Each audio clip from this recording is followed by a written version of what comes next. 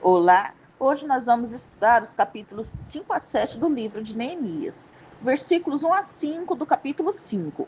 Todos trabalharam na reconstrução dos muros e assim se ausentaram de suas propriedades e de suas atividades laborais para se dedicar à reconstrução do muro. As mulheres e seus filhos dependiam do trabalho dos maridos como diaristas para o seu alimento cotidiano. A ausência deles para trabalhar em Jerusalém estava causando verdadeira aflição. Também houve aqueles que foram forçados a hipotecar sua propriedade para sobreviver.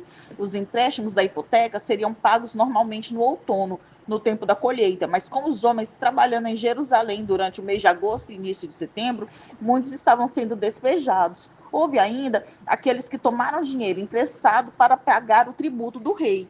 Documentos da Babilônia e do Egito desse período confirmam que havia famílias que não conseguiam pagar seus impostos e por isso se viam forçadas a vender seus filhos como escravos. Eventualmente, muitos acabavam perdendo suas terras e passavam a fazer parte dos trabalhadores pobres sem terra. Nessa época, a taxa de juros para empréstimo financeiro e para o pagamento de impostos costumava ficar entre 40% a 50%. Muitas vezes, os pais vendiam os filhos antes de vender sua propriedade, porque a venda da propriedade impedia a possibilidade de se obter o dinheiro para resgatar os filhos.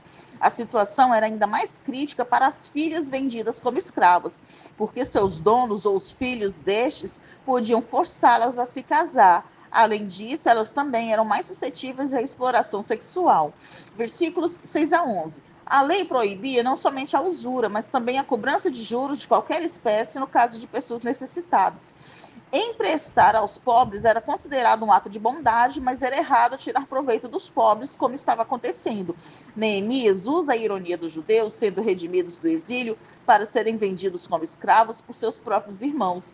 Neemias disse aos judeus ricos para deixarem de cobrar juros sobre seus empréstimos aos seus irmãos necessitados. Deus nunca pretendeu que as pessoas lucrassem com o infortúnio das outras.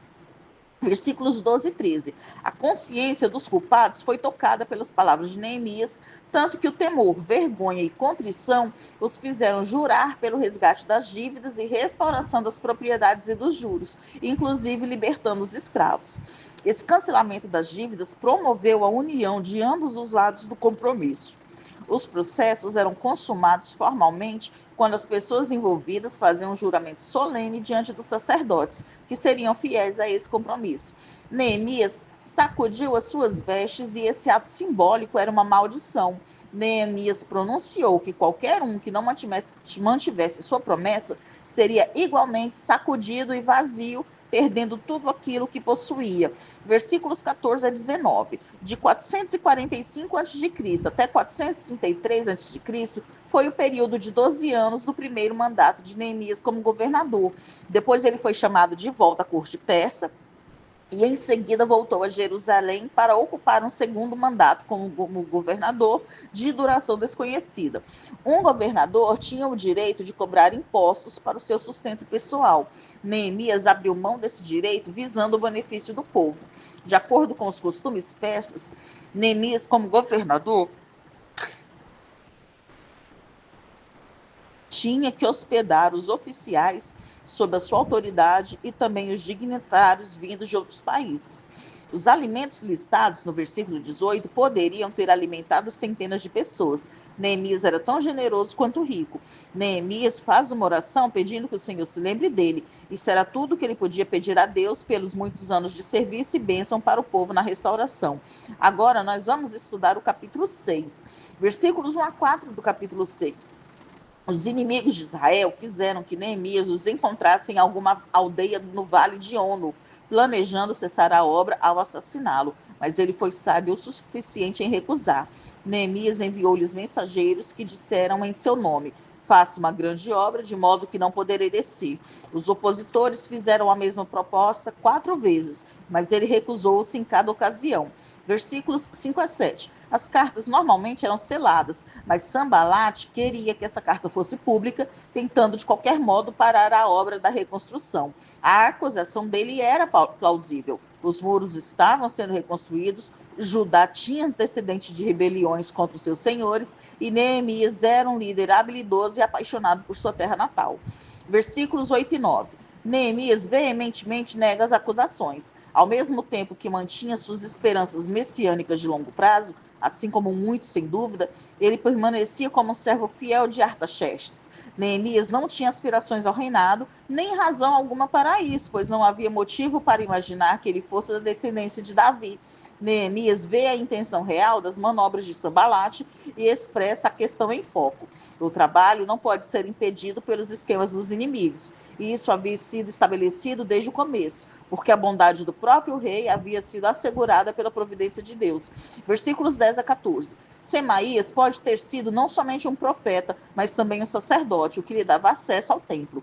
O motivo de Semaías estar encerrado ou confinado não está claro. Semaías tentou uma abordagem religiosa para enredar Neemias, insistindo para que Neemias se refugiasse no templo com ele e se livrasse de assassinato. O que é estranho, porque antes Semaías não podia sair, mas agora ele estava livre para se oferecer a acompanhar Neemias até o templo.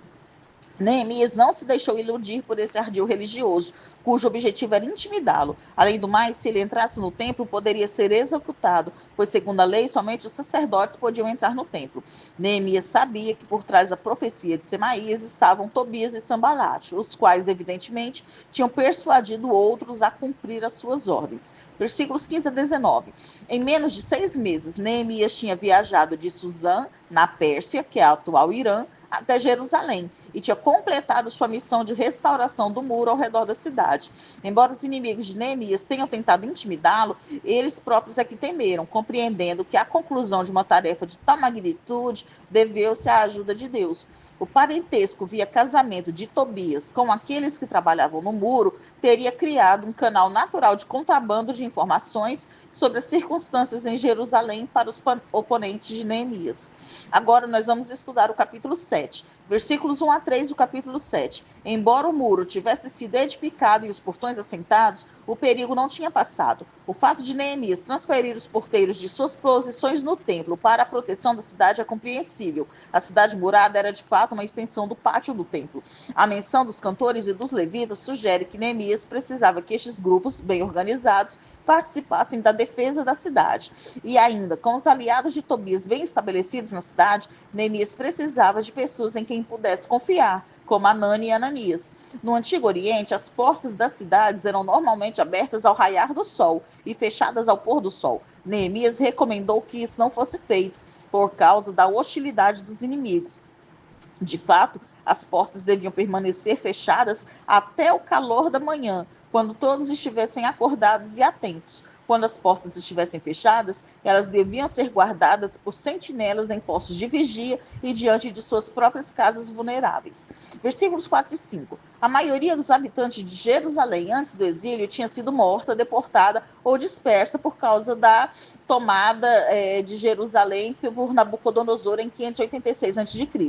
Nos últimos 80 anos, milhares tinham voltado da Babilônia, mas a população da cidade ainda era pequena. Neemias estava ciente da dificuldade de tentar defender uma cidade com pouca gente. A solução veio quando Deus pôs no coração de Neemias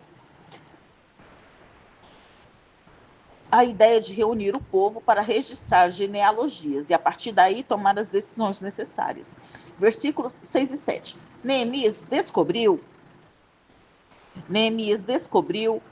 um registro do povo feito por Esdras na Babilônia antes do retorno do primeiro grupo, uma relação das pessoas que tinham acompanhado Zorobabel. Os primeiros exilados não se estabeleceram somente em Jerusalém.